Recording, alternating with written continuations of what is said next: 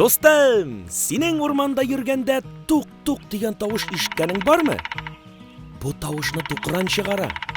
Ул очлы томшыгы белән агач кайрысына тукылдатып, үзенә азык эзли.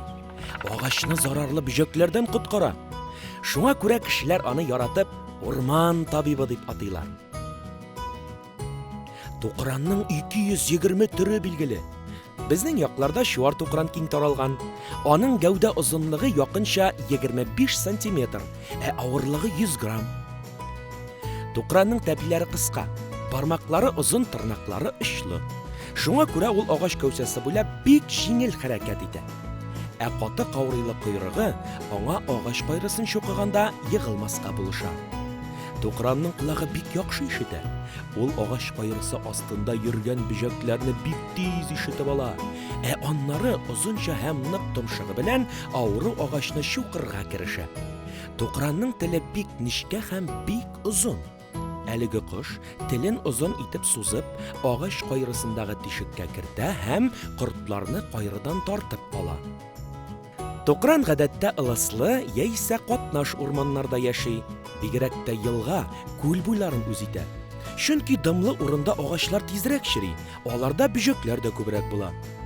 Язын һәм җәен тукран бөҗәкләр ашый, рәхәтләнеп кайын суы эчә. Көз көне ылыслы агачларның орлыклары белән туклана һәм үзенә кышка азык запасы да әзерли башлый. Моның өчен черегән агач табада аның кайрысындагы кичкенә ярыкларга нарат һәм чыршы күркәләре имән чикләүгә тутыра. Тукран гадәттә ялгызы яши. Менә яз көне үзенә пар таба һәм оя ясарга керешә. Моның өчен агачта куыш ясый.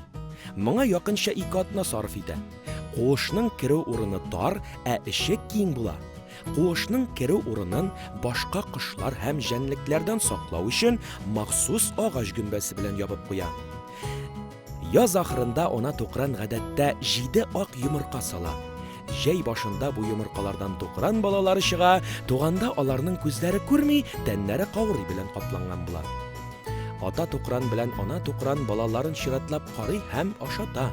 3 атнадан нәни тукраннар очарга өйрәнә, тагын 1 атнадан туган ояларыннан очып чыгып китәләр һәм мөстәкыйль тормыш башлыйлар.